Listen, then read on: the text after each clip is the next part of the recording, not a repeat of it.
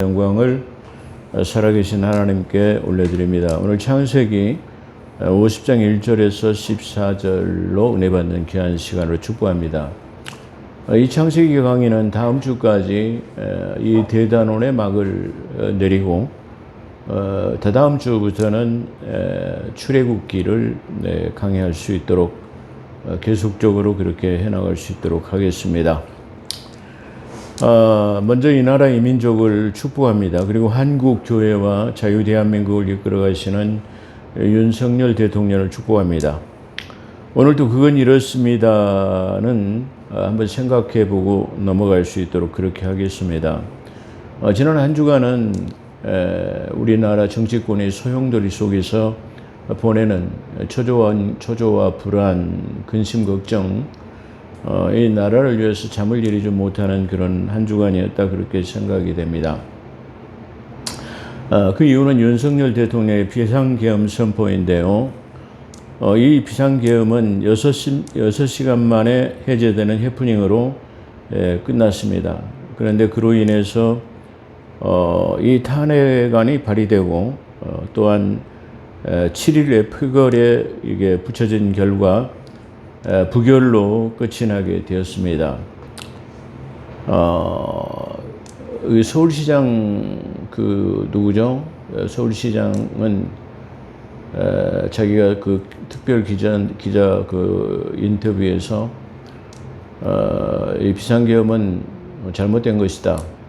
이렇게 서두를 열면서 이 비상계엄을 선포하게 된 배경은 이재명 씨의 국회를 방탄용으로 사용했기 때문에 이 비상계엄을 선포할 수밖에 없는 그 촉발하게 하는 그 원인이 되었다고 그렇게 얘기하고 나섰습니다. 그런데 그러면서 자기가 그 국민의힘 중진으로서 이렇게 말씀을 드린다고 그렇게 말을 하더라고요. 그래서 나는 그 오세훈 서울시장에 대해서 참 표리부동한 사람이구나 그런 생각을 했어요. 왜 그러냐면 자기가 당 중진이라고 하면은 저렇게 국민의힘이 무력하게 나갈 때 대통령이 힘이 돼주지 못하고 한 번도 이게 어떤 어려움에 대해서는 방관하고 있다가 때는 이때다고 나서가지고 지금 저런 스탠스를 취하는 것은 아주 표리부동한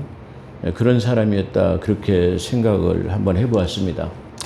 사실 정치권에서 저는 차기 대권 주자 같은 사람은 바로 저 오세훈 서울시장 같은 사람이 맡아줬으면 좋겠다 그런 생각을 하고 있었습니다. 그래서 만나는 사람마다 차기 지도자는 그가 가장 유력한 사람이 아니겠느냐라고 지지를 표명하기도 하고 많은 그 동참을 이끌어내기도 했습니다. 그런데 제 생각이 완전히 바뀌었습니다. 왜 그러냐면 저리 표리부동한 사람은 다음에 이 계승권자로서는 부적합한 사람이다라고 그렇게 생각이 되었기 때문입니다. 그는 서울시장이 되기 전에는 또한 그 좌파 방송인 서울의 그 교통방송인 그 김어준의 방송도 철폐하고 자르겠다 그런 얘기를 공공연하게 했었습니다만은 시장이 막상 되더니 거기에 대해서는 방관해버리는 그런 표리부동한 그런 모습을 보였을 때 아주 실망한 그런 결과였다. 자, 어찌게 됐든 간에 탄핵안이 이게 발의되고 표결까지 이틀간은 앞으로의 닥칠 국정 혼란에 대해서 걱정 때문에 잠을 이루지 못하고 식사도 제대로 하지 못했던 시간들이었습니다. 그렇지만 이 비상계엄은 많은 논란의 여지를 남겼지만 그래도 큰 성과가 있었다고 저는 생각해 봅니다. 그 첫째는 이 계엄 선포를 통해 가지고 분명한 이 색깔이 그 오세훈 같은 그런 표리부동한 사람들의 색깔이 분명하게 드러났다라는 것이죠. 또한 국민의힘 대표였던 한동훈은 지난 대선 실패에도 불구하고 반성하는 기미가 조금도 없더니 당대표로 출마해서 당대표를 맡더니 집권여당의 대표로서의 국정 수행을 잘할 수 있도록 돕기는커녕 사사건건 반대만을 일삼아오는 등, 그리고 또한 당원 게시판에 비방의 글에 당사자로 그렇게 밝혀지기도 했습니다. 어떻게 이런 작태를 할 수 있는가, 저는 그런 생각을 해보고 도저히 의리 있는 정치인이라고는 생각하지 못했습니다. 어찌됐든 간에 표결에 들어갔을 때 그 참여한 사람은 안철수와 김혜지 그리고 김상욱 이 세 명의 국회의원이 참석했는데요. 이 김상욱은 특별히 투표는 했지만 나는 부결표에다 표를 던졌다고 그렇게 말했습니다. 어떻게 자기가 개념 있는 소신 정치를 한다라는 그런 티를 내는 사람이 바로 안철수가 아닌가, 안철수, 김상욱이라는 사람들이 아닌가 그렇게 생각해 보고요. 김혜진은 어찌됐든 간에 비례대표로 2번 당선이 됐기 때문에 그 당대표회가 아부할 수밖에 없는 그런 측면이었다 그렇게 생각할 수가 있습니다. 그런 측면에서 이 3명의 이름은 지난 박근혜 탄핵 때에 그때처럼 역사의 반역이란 이름으로 그때 참여했던 모든 사람들은 지금 정치권에서 소외되고 지금 그런 오명을 벗지 못하는 그런 결과를 낳고 있습니다. 또한 두 번째는 국군 통수권자인 계엄 선포로 인해서 군 지휘 체계가 누수 현상을 일어나는 그런 것을 보았는데요. 군 집단은 명령에게 군 지휘 체계 누수 현상의 명령 불복종으로 나타나는 것은 참으로 다행한 일이다.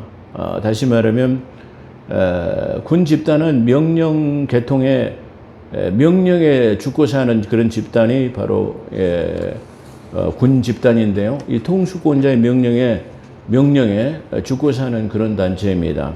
그런데 군인은 이렇게 설령 통수권자가 명령이 잘못되었다 할지라도 사후에 추궁이 있을 시에는 나는 명령에 복종한 것 뿐이라고 그렇게 하면 될 것입니다. 그런데 충정부대라고 하는 그 사람들이 이런 작태를 하고 또한 그런 작태에 대해서 박수를 보내는 그런 야당들, 또한 이상한 누수 현상은 무기는 지급했지만 탄약은 지급하지 않았다라는 것을 자랑스럽게 인터뷰하는 그런 모습을 보면서 참 아이러니하다 그런 생각을 해봤습니다. 물론 총은 지급하고 탄약은 지급하지 않는 상태는 뭐 전시 상태가 아니기 때문에 아주 잘한 일이다 생각이 되지만 그걸 자랑스럽게 얘기할 필요는 굳이 없었다 그렇게 생각이 됩니다. 근데 저는 이 문제점을 당시 5.18 당시에 비상계엄하에 군의 총과 탄약을 지불하는 것은 당연한 것으로 그렇게 이번 그 지휘관의 그 인터뷰 속에서 나타났습니다. 왜 그러냐면은 총은 지급했는데 탄약은 지급하지 않았다.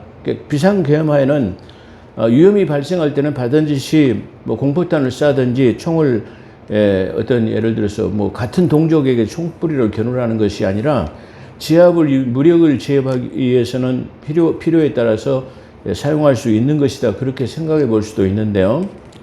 자, 그런 측면에서 이 지휘관이 총알을 지급하거나 지급하지 않는다라는 말은 바로 그 재량권이 그 총을 쏠 수 있는 재량권을 그 지휘관이 갖고 있다라는 것을 나타내는 장면이에요. 그렇기 때문에 그 강주 계엄하에 비상계엄하에 비상군이 총탄을 가지고 있었다라는 것은 발표 명령을 누가 했냐 안 했냐라는 것은 자유권 차원에서의 위험을 느꼈으면 반드시 계엄군이 사용할 수도 있는 부분이다. 그렇게 생각해 볼 수도 있었겠구나. 그렇게 생각할 수 있어요.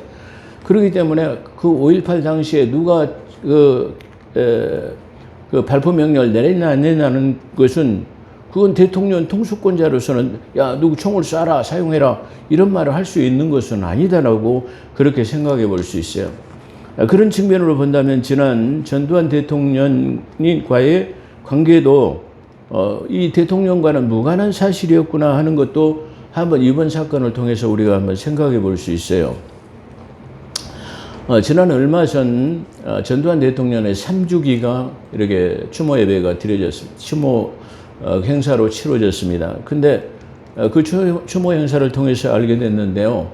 지금 서거한 지가 3년이 됐는데 아직도 그의 유골을 저 땅에다가 자기 강원도 쪽에 그 자기들의 그 선산이 있는데 거기다 매장을 못 해가지고 아직도 그 유골을 갖다가 지금 전두환의 저택에다가 그 사택에다가 그걸 모셔놓고 있다고 그래요.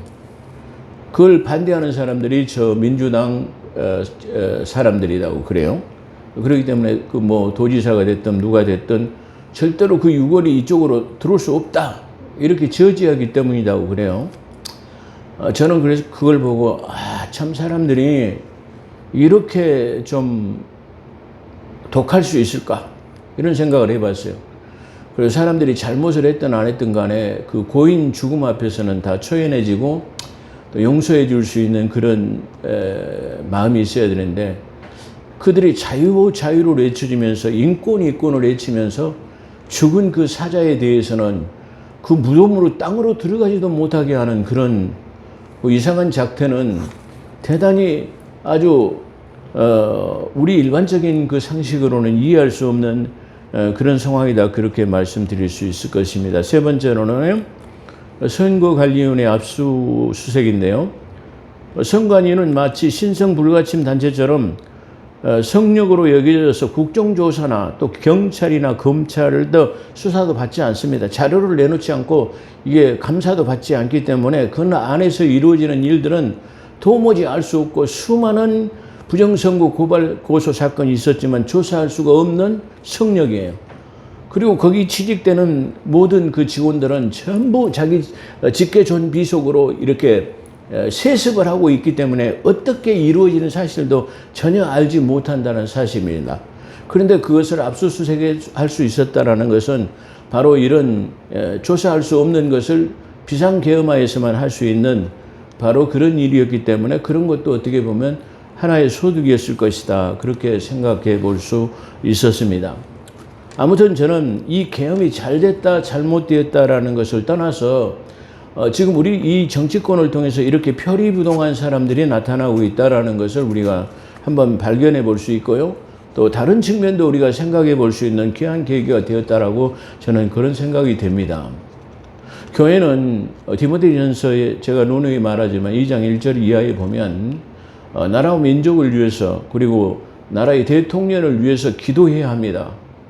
왜 그러냐면 이 국정이 잘 수행돼 가지고 성공으로 이끌 수 있도록 해야만 국가가 잘 살 수 있는 나라가 되는 거 아닙니까?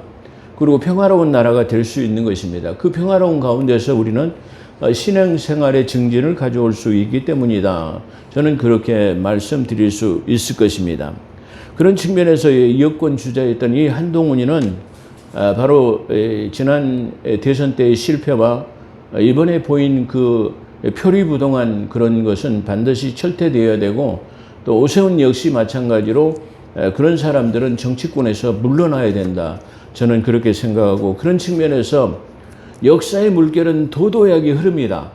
근데 이 도도하게 흐르는 역사의 물줄기에 누가 편승할 수 있느냐? 그러면 바로 정의에 입각한 사람이 편승할 수 있고 그 정의에 편승하는 사람만이 다음 차기 대통령이 될 수 있다라는 그런 생각이 듭니다. 그런 측면에서 앞으로 신선한 충격을 줄 수 있는 바로 그런 젊은 지도자가 나타나야 될 것이다. 저는 그런 생각을 하고 있습니다.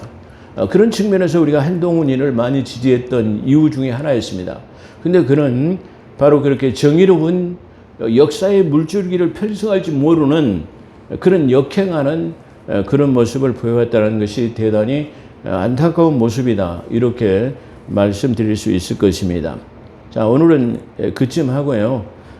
본문으로 은혜 받는 귀한 시간이 되도록 축복합니다.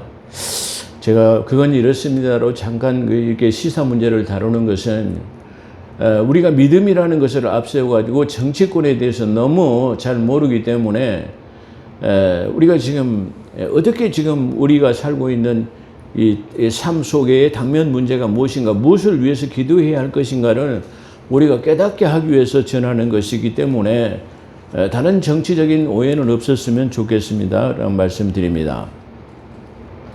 자, 본문으로 은혜 받습니다.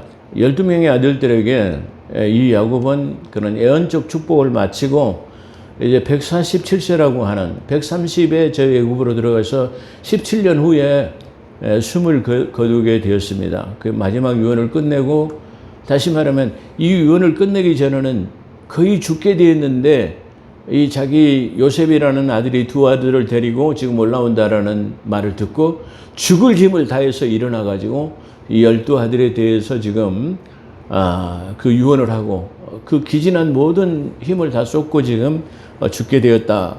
그렇게 아마 말할 수 있을 것입니다. 그래서 12아들에게 축복을 맞은 147세에 야곱은 숨을 거두게 되었고, 숨을 거둔 아버지에게 숨을 거두게 됐고, 숨을 거둔 그 아버지에게 입맞춤으로써 작별을 하게 됐고요. 또 요셉은 그 수종 들었던 그 의원들에게, 의사들에게 명하여서 부패하지 않도록 그렇게 방부 처리를 해라 말이야. 그렇게 해가지고 처리를 하는 기간이 약 40일이 걸리게 되었다라고 그렇게 말합니다. 아까 본문을 그 낭독할 때 애굽에서 7일장을 하도록 했다고 했는데 아까 70일이었나요? 네? 70일이었어요? 70일인가요? 7일인가요? 70일인가요? 70일이요? 내가 7일로 잘못 냈는데. 그래서 이렇게 40일 동안 방부 처리를 하고 7일간 고가고 이게 장례를 치렀다가 하면 앞뒤 문맥이 잘 맞지 않겠구나 그렇게 생각했는데 제가 잘못 봤네요. 40일 동안 방부 처리를 하고 70일 동안 곡을 한 다음에 장례 절차가 이루어졌다 그런 말이죠. 그래서 이 70일의 이 기간이 지나고 나서 바로에게 내 아버지의 유언과 명세로 가나안 땅에 장사 지내기를 원합니다 말이야. 그래서 나로 장사할 수 있도록 그렇게 저 가나안 땅으로 올라가게 허락해 하십시오 말이요. 그리고 내가 반드시 다시 돌아오겠습니다라고 하는 이게 단서가 붙었어요. 이게 다시 돌아온다라는 말은 지금 요셉이 지금 국정 장악 능력이 미치는 영향력이 너무 크고 또한 그를 추종하는 세력들이 대단한 것으로 보아서 만약에 이가 돌아오지 않는다고 한다면 이집트 애굽 바로 왕에게 큰 타격을 줄 수 있을 뿐만 아니라 혼란을 야기할 수밖에 없는 그런 상황이기 때문에 반드시 돌아와야 된다라는 그런 확약을 받는 것으로 그렇게 보여집니다. 또한 요셉은 동족 역시도 동족, 다시 말하면 자기 형제나 자기 아버지가 지금 애굽으로 들어온 지가 17년이 되었기 때문에 그 17년 동안에 엄청난 대민족으로 성장했을 것이다. 물론 출애굽까지는 아직 상당한 시간이 남아 있습니다만은 그래도 엄청난 그 세력으로 성장했을 것으로 그렇게 보여집니다. 그런 뜻에서 요셉이 다시 이 본국에 가서 다시 돌아오겠다라는 말은 국정에 큰 타격이 예상되기 때문에 바로의 특별한 다짐이 있었을 것이다. 그렇게 한번 생각해 볼 수 있어요. 그래서 바로는 다시 돌아올 것을 약속한 후에 내 아버지가 유언한 대로 그렇게 해라 말이야. 그래서 요셉이 아버지 야곱을 장사로 가나안 땅에 올라갈 때는 그러면 어떻게 올라가느냐 그 모습을 여기서 지금 소개하고 있는데요. 바로의 모든 신하들, 그러죠. 바로의 모든 지금 궁에 있는 신하들, 그 다음에 바로의 궁의 모든 원로들, 그 다음에 애굽의 모든 원로들과 그리고 요셉의 온 집의 식구들, 가솔들과 그의 12형제들의 모든 가솔들이 그리고 아버지의 온 집에 함께, 온 집이라는 말은 모든 식솔들, 그러니까 딸들, 손자들, 뭐 손녀들 할 것 없이 전부 다 올라갔다 그런 말이에요. 그렇게 함께 했고, 온 형제가 함께 했고, 그러나 그런 여기서 단소장이 양떼와 소떼와 어린 양은 고센에 남겨놨더라. 이렇게 생각해요. 이렇게 말하고 있어요. 그러니까 아마 바로가 야, 다 그래 올라가라 말이야. 장사 지내고 와. 그런데 네 자녀들하고 너희 그 소떼 양떼 재산을 전부 다 놔두고 가. 그래야 이게 돌아오지 않겠어요. 그러니까 아마 자녀들하고 이 재산을 갖다가 압류시켜 놓는 벌무로 잡혀놓았을 것이다라고 추론해 볼 수 있는 그런 측면이다. 그러니까 우리는 성경을 자세히 보게 되면 성경이 보이지 않는 그 누앙스까지 우리는 엿볼 수 있는 그런 측면이 있다. 그렇게 한번 생각해 볼 수 있습니다. 그래서 이게 자녀와 이게 양떼와 소떼들은 거기 남겨놨다라는 말은 볼모로 남겨놨을 것이다. 그렇게 볼 수 있고요. 그 다음에 병거와 기병이 요셉을 따랐더니 그 수가 심히 컸더라는 말이에요. 심히 컸더라는 말은 숫자를 셀 수 없을 만큼 많은 그게 군졸들이 떠났다라는 말이에요. 병거. 그러니까 병거는 요즘 말로는 탱크 같은 거예요. 기병은 말 탄 사람들을 말하죠. 그렇게 해서 따랐는데 이건 뭘 말하냐면 요셉의 병권 장악 능력을 보는 거예요. 아까 제가 말씀드린 것처럼 지금 윤석열 대통령은 우리나라 국군 통수권자로서 이 국방부 장관이나 대통령이 군을 갖다가 전체적으로 장악하지 못했다는 누수 현상이 당연히 나타났어요. 저런 군대를 가지고는 만약에 북한과 남한이 예를 들어 전쟁이 일어났다고 한다면 저는 필패입니다. 왜 그러냐면은 일사불란한 통수권자의 그 명령을 따르지 않았기 때문에 그렇게 볼 수 있는 거예요. 그러니까 각각 다른 목소리를 내는 것이다. 그렇게 말할 수 있어요. 특전사나 수경사업은 바로 충정부대로서 최고의 그 군유대라고 볼 수 있는 청와대의 명령에 죽고 사는 군대인데 이런 그 충정부대 역시 이런 누수 현상을 나타냈다고 한다면 대단히 위험하다. 이런 제가 아까 그런 측면에서 대단히 감사한 일이다 이렇게 생각하는데 이 누수 현상을 바로 체킹해가지고 바로 잡아야 할 것이다 그렇게 생각이 됩니다. 그렇지만 요셉은 지금 병거와 기병이 요셉을 따랐는데 그 수가 심히 컸더라고 하는 것은 그 국방력을 완전히 장악하고 있는 요셉의 통치력을 나타내는 것이다. 이렇게 볼 수 있습니다. 또 이 장례 행렬은 요단강을 건너서 아닷타작마당에 이르러서 거기서 7일 동안 애곡하였더라 그랬습니다. 여기서 이 아닷타작마당에 대해서는 특별한 성경에 언급하는 내용이 없습니다. 그런데 그러면 이 아닷타작마당이라는 것은 어떤 곳인가 우리가 한번 생각해 볼 수 있는데 추론해 보죠. 그런다고 한다면 대부분 이 장례를 치를 때는 자기가 살던 집, 고향 또는 사무실 뭐 이런 가장 자주 갔던 곳을 경유하는 것이 보통적인 예다 이렇게 볼 수 있을 것입니다. 그렇기 때문에 이 아닷타작마당은 야곱이 자기 삼촌 라반의 집에 있다가 하나님께서 내 본토로 아버지에게 돌아가라. 그래서 올라갈 때에 누구죠? 거기서 누구죠? 야복강이라는 곳에서 이게 밤새 씨름해갖고 승리한 이름을 얻었다고 그랬죠. 근데 그 야복강은 바로 요단강 하류에 있는 지류예요. 그렇기 때문에 바로 이 요단강을 건너서 이게 아닷이라고 하는 곳은 바로 야곱이 요단강을 건너서 거기서 씨름하고 밤새 며칠 머물렀었던 그곳이 아닌가. 그래서 하나님을 기도 싸움에서 하나님을 이긴 승리한 이스라엘의 이름을 가진 것으로 기념비적인 장소이다. 그렇게 볼 수 있어요. 그런 측면에서 지금 아닷을 경유했다라는 말은 그렇게 우리가 볼 수 있습니다. 물론 성경이나 주석이나 어떤 곳에도 없는 것이지만 이건 제가 추론한 것으로서 성경은 반드시 자기가 가본 곳을 또 갈 수 있기 때문에 바로 그런 측면으로 우리가 해석해 볼 수 있다. 그렇게 볼 수 있습니다. 그래서 대부분 이 장례 행렬은 고인과 깊은 관계가 있는 것을 경유하기 때문에 야곱이 야복을 건넌 지점이 이곳이 아닌가 그렇게 생각해 볼 수 있습니다. 자, 가나안의 사람들이 가나안에 살고 있는 이 온주민들이 놀랬겠죠. 왜 그러냐면 이 큰 장례 행렬을 보고 큰 애통을 보고 그건 이름을 아벨 미스라임이라 하였으니 그랬습니다. 그 아벨 미스라임이라는 그곳은 바로 아까 아닷타작마당인데요.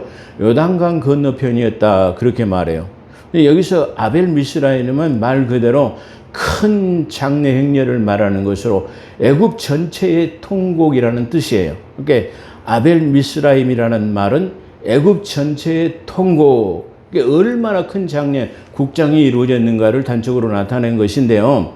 이건 다른 말로 표현한다면은 대애굽 제국. 지금 애굽은 대제국이에요. 지금 마치 미국이 대제국인 것처럼 바로 이 트럼프 대통령이 대통령 되니까 지금 설설 기는 나가 많이 나타난다고 그래요. 멕시코, 캐나다 등등 중국 뭐 기타 등등 여러 나라들이 전적으로 대통령에 이게 지금 그렇게 동조하겠습니다.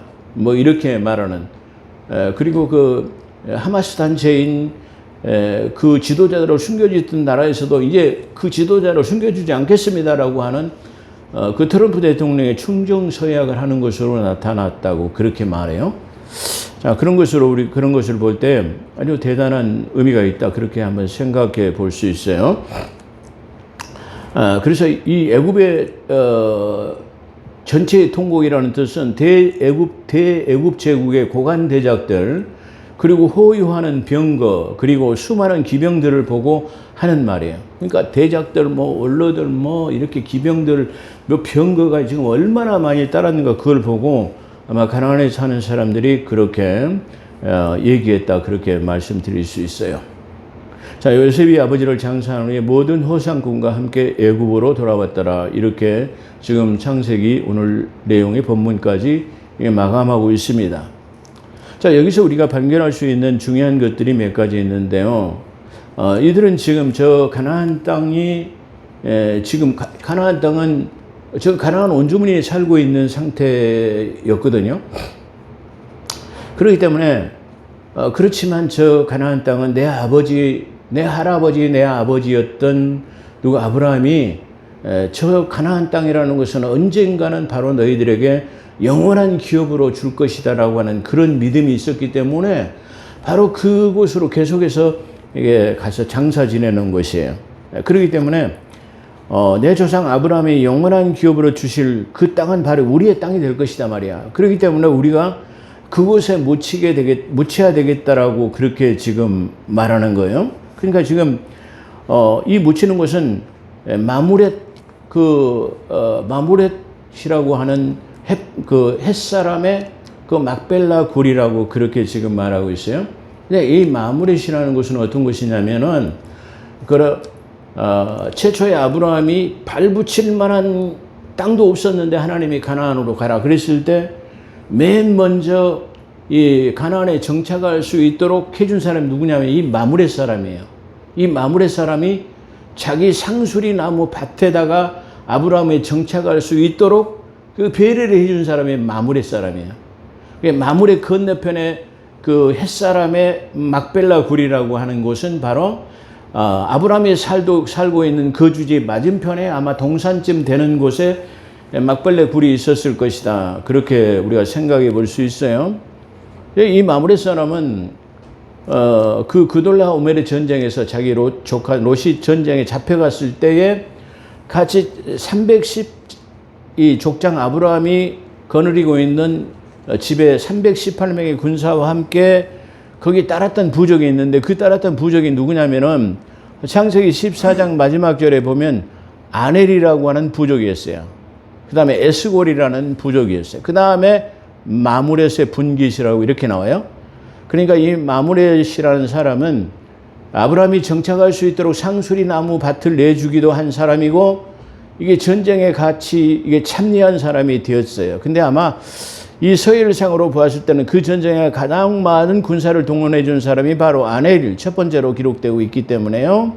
아넬이었고 그 다음에는 두 번째로는 에스골, 그 다음에 세 번째가 마므렛으로 보여집니다. 그렇게 마므렛 앞 막벨라 굴이라고 하는 것은 아브라함의 그 정착지였던 그 건너편에 그 상수리 나무 건너편에 자리잡고 있는 곳이다. 그렇게 생각할 수 있어요. 그렇기 때문에 지금은 우리의 거주지가 아니지만 반드시 하나님께서 우리에게 저 땅을 주실 것이라고 하는 그 믿음이 있었기 때문에 그 막벨라 굴에 다 장사되어지는 거예요. 그게 특징인 것이다. 그 다음에 그 막벨라 굴이라고 하는 것은 자기 조상 아브라함과 이삭이 그 매장되어진 그곳에 자기가 매장되어지고 또 마지막 야곱 네 족장의 야곱까지도 나중에 나를 저기다가 그 가나안 막벨라 굴에다 장사 지내달라고 하는 것이 바로 창세기 50장의 마감인데요. 이렇게 그 땅은 반드시 하나님께서 가나안 땅이라고 하는 적과 꿀이 흐르는 가나안 땅, 그것은 바로 새로운 신천 신지가 되어졌을 때에도 바로 저 이스라엘의 기업이 될 땅이기 때문에 그렇습니다. 또한 그들이 거기에 안장되는 그런 모습은요, 반드시 우리가 죽긴 하지만 반드시 하나님께서 그 권고하셔서 우리를 찾아오실 때 우리는 부활할 것이라고 하는 부활의 소망을 가지고 있다라는 거예요. 그러니까 이 두 가지 것을 통해서 저 믿음의 조상들은 다 믿음의 사람들은 어디에 안장되기를 원해요? 막벨라, 자기 조상 막벨라 굴에 안장되기를 원한다는 말이에요. 그때는 바로 천국이 이루어지는 그때를 소망하는 거예요. 그 다음 그 땅에 장사지는 거. 내가 지금 죽지만 언젠가 오실 예수 그리스도를 통해서 우리는 반드시 부활할 것이라는 소망이 들어있다는 사실을 우리가 기억해야 됩니다. 그렇기 때문에 제가 언젠가도 말씀드렸지만 한 개인의 어떤 가정사를 이게 낱낱이 세세하게 기록하고 있는 것은 바로 그 기록 속에서의 보이지 않는 영적 진리, 바로 그런 것들이 바로 우리 미래에 우리에게 있어질 수 있을 것이다. 그렇게 볼 수 있어요. 자, 이런 다음에 몇백 년이 흐른 다음에 우리 이스라엘 백성들은 결국은 적각구리라는 가나안 땅을 소유하게 되었다라는 것을 우리는 역사적으로 볼 수 있어. 성경을 통해서 우리는 알 수 있습니다. 그러므로 성경에 기록된 모든 약속들은 반드시 우리가 성경에 있는 모든 것을 믿을 수 있는 것은 이렇게 수백 년, 수천 년이 지났어도 하나님께서 이 기록된 약속의 말씀을 반드시 성취하고 이루어진다는 사실을 통해서 우리가 하나님을 믿을 수 있고 신뢰할 수 있는 분이다.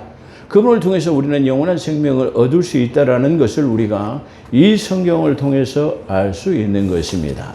오늘 여기까지 하겠습니다. 기도하겠습니다.